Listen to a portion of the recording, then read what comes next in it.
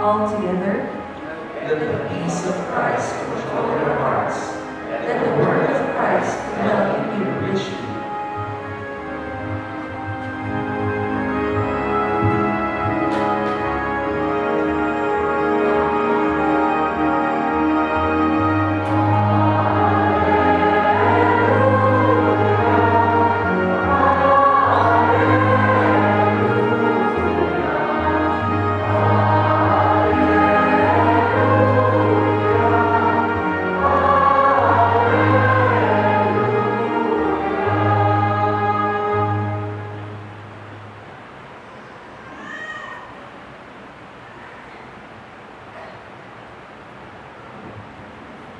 The Lord be with you.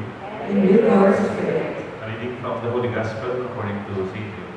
Glory to you, O Lord.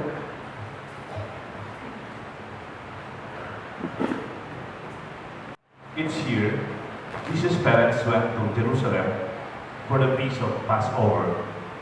And when he was 12 years old, they went up according to the festival custom. After they had completed its days, as they were returning, the boy Jesus remained behind in Jerusalem, but his parents did not know it. Thinking that he was in the caravan, they journeyed for a day and looked for him among their relatives and acquaintances, but not finding him. They returned to Jerusalem to look for him. After 3 days, they found him in the temple, sitting in the midst of teachers, listening to them and asking them questions. And all who heard him were astounded at his understanding and his answers. When his parents saw him, they were astonished. And his mother said to him, "Son, why have you done this to us? Your father and I have been looking for you with great anxiety." And he said to them, "Why were you looking for me? Did you not know that I must be in my Father's house?" They did not understand what he said to them. He went down with them and came to Nazareth and was obedient to them. And his mother kept all these things in her heart. And Jesus advanced in wisdom and age and favor before God and man. My dear brothers and sisters, my dear friends, the Gospel of the Lord. Praise to you, Lord Jesus Christ. The Son, the Holy Spirit. Amen. Good evening po. The feast today, Holy Family, relates to us Jesus lost in the temple. Ang batang nawawala sa templo. Actually, Jesus is already 12 years old. And he'd been going to the temple for the past 12 years because it was a yearly customary tradition for the Jews to go to the temple and present their children, especially the sons. This time, Jesus was lost. And he cannot be located. As they were going back, wala po si Jesus. Nawawala ang batang si Jesus. Is it possible that even today, marami din yung mga batang nawawala?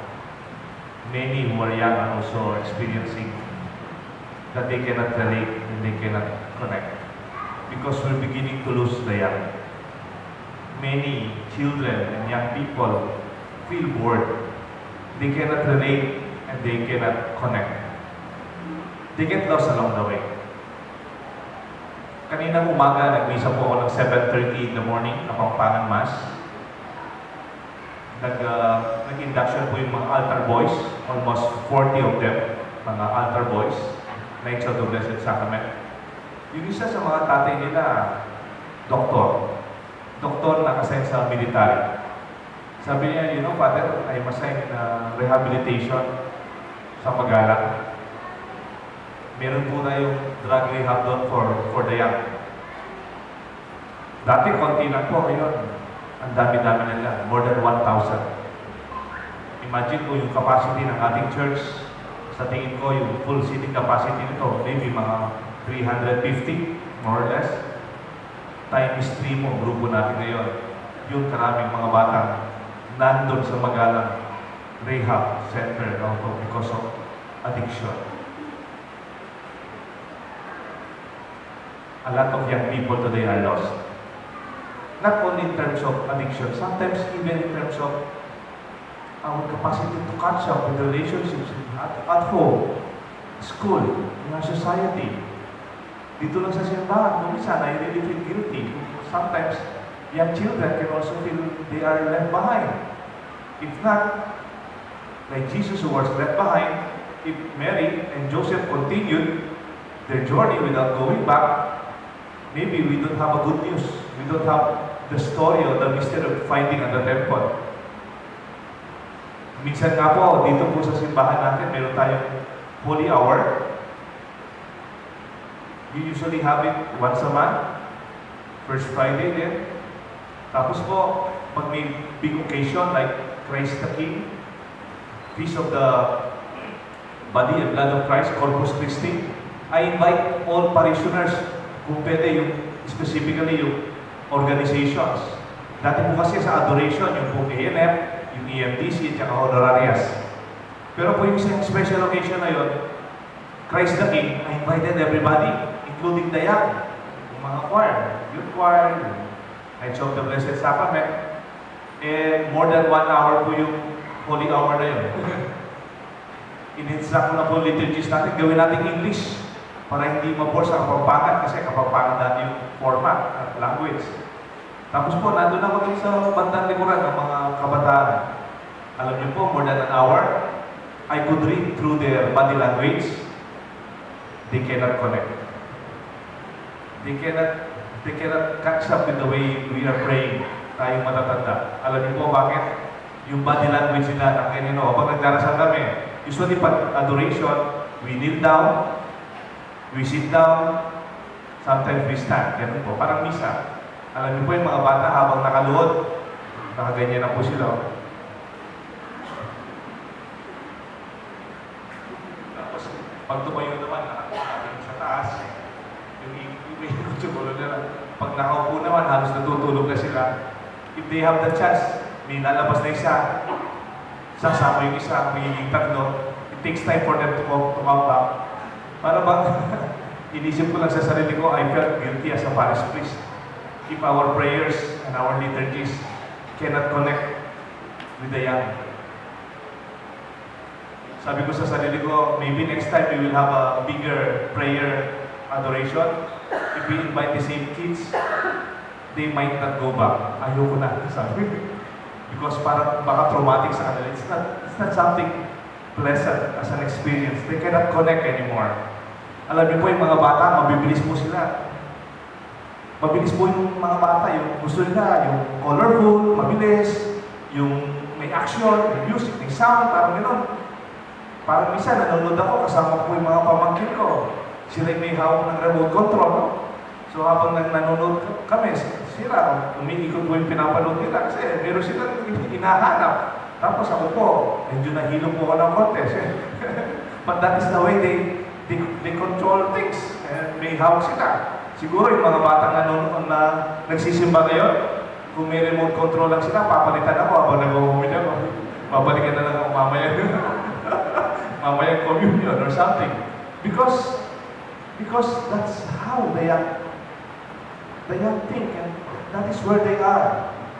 Hindi natin pwede sabihin, dapat mag-adjust sila sa atin. Mary and Joseph did not say, habol ka na lang. Uwi na kami. Kung wala siya, bahala siya. No. Mary and Joseph did not do that. The grace of the gospel today, when Jesus was lost, Mary and Joseph stopped. They stopped. There was a big caravan. They stopped. They have to go, the rest of the caravan, but they remain. Kung minsan, di ba, hindi natin ma-postpone yung business natin, meeting, yung urgent things. Pero pag pinag-usapang anak po ninyo, you cannot postpone it. Because that moment cannot be returned again. Sabi po ni Pope Francis nung dumating dito sa Pilipinas, protect the family. And maybe we are protecting the family more than us adults. Parang pag may sunog, ang pinakauna mong protect, the young. And we are here to protect the family, this feast of the Holy Family. You have to take care of the young. Because many are seemingly lost. When nobody understands. When they have questions, but there are no answers offered. When they have doubts, nobody's accompanying them to discover the answers of their own questions, their young minds and questions. May kaklase po ako noon, ang galing-galing niya. Actually, idol ko sa kagalingan. Galing-galing niya kaklase ko. Ang tatay niya po, Colonel. Ang tatay niya po, Colonel. Sa military base po sila lumaki. Mga lalaki po sila lahat. Kaya lang po, sabi niya sa akin, kasi edad ko na po, almost 50 na po kami ngayon. Sabi niya, you know, Leo, my dad really disciplined us the military way. Pati yung gupit namin. Sa bahay, parang kadete kami. Pag sumasagot kami, talagang parang kadete kami. Effective naman kasi matatalino yung mga bata. Kaklase ko, kilala ko yung mga kapatid niya. Kaya lang, Leo, sabi niya sa akin, Leo po, may pamilya na kasi siya, may pamilya niya, may anak na po siya. You know, when I look back, I miss family when I was young. I miss the experience of being a son. Hindi po kasi pareho yung institusyon ng military at saka pamilya. Hindi po pareho. Hindi po pareho yung PMA. Iba po yung training doon. Iba yung purpose na. Iba po yung pamilya. Sa bagay, kahit ako po sa bahay namin, sabi ko sa kanya, dahil magkaibigan naman kami, ang tatay ko, manager sa bangko. Pag umuwi siya sa bahay, sa alam ng nanay ko, parang manager pa rin siya. Parang staff niya kami. Pag nag-utos siya, very accurate, very efficient, at may number. Dapat mabilis. Kaya naman kami, puro rin kami lalaki, lumaki kami walang bisyo, lumaki kami nag-aaral ng leksyon at nakatapos po kami. That is wonderful, isn't it? Meron na po ako na yung nanay nila, principal. At home, she's running home like a school. Everybody studies and everybody's output is measured. Hanggang college sila. Sabi ng nanay, nakakaya namang hindi kayo valedictorian. Principal ang nanay ninyo. And there's nothing bad about it. But mind you, there's a big difference between school, a corporation, a military institution, and family.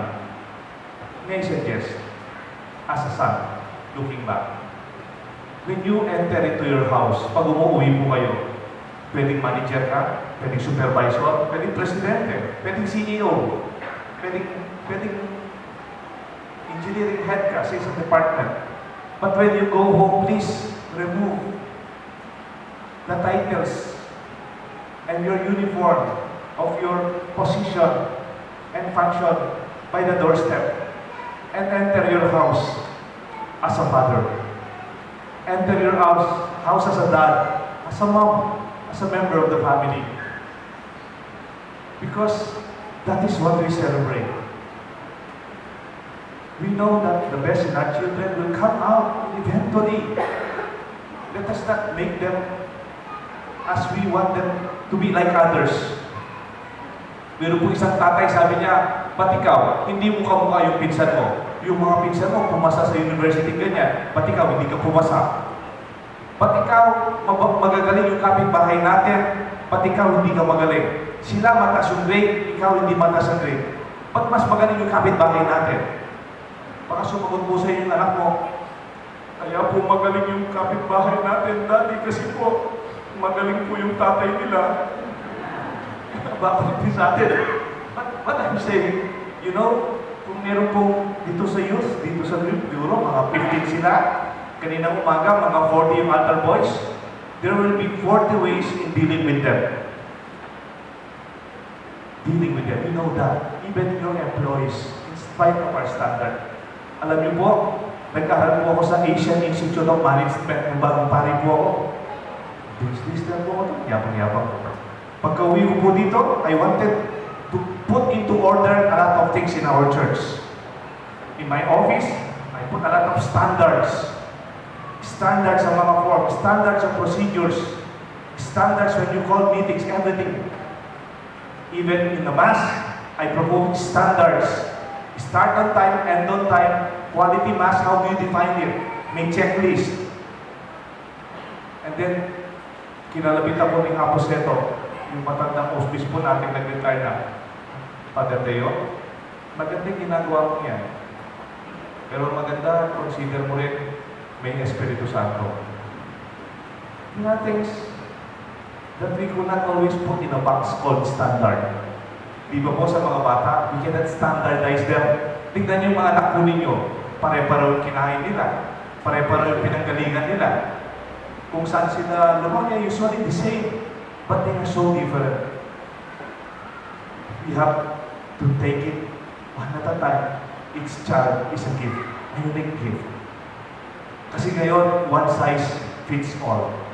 But in terms of relationship at home, it's not the same. It's not the same. You know that better than I do. Accompanying the young is something that we have to consider. Minsan, mayroong isang altar boy dito, nagsiserve siya, tapos hindi ko na siya nakikita.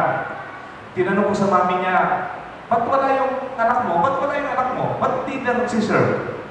Sabi niya, Father, kasi po yung anak ko, bago pa lang, di ba yung mga altar boy dito, napaka-galing-galing nila, parang kadete rin sila, military cadet, yung precision nila, kumakatila nila. Eh, minsan daw po, gumanong sila, baliktad yung kanyang ginawa. So, pagkalabas nito, napagalitan siya. Napagalitan siya siguro sa mga officers niya. Sabi ko, you know, children, they have very weak ego. They are not yet established in terms of their identity. Kahit na lalaki at babae, minsan kahit natas yung grade, they're still looking towards their sense of who they really are. And when they are so sensitive, kamukha po ng ano, alam niyo po pag sumasakay tayo ng aeroplano, di ba may mga bagahe tayo? Tapos may makita kong mga bagahe, inahagis lang ganyan. Binabalabag daw tayo, pabalabag na lang tayo. Pero alam niyo po, pero pag may nakasulat, fragile, handle with care. Parang sinasabi, this box is vulnerable. Take good care of it. It may be broken. And if it is broken, it cannot be mended anymore. Ganyan po yung mga bata.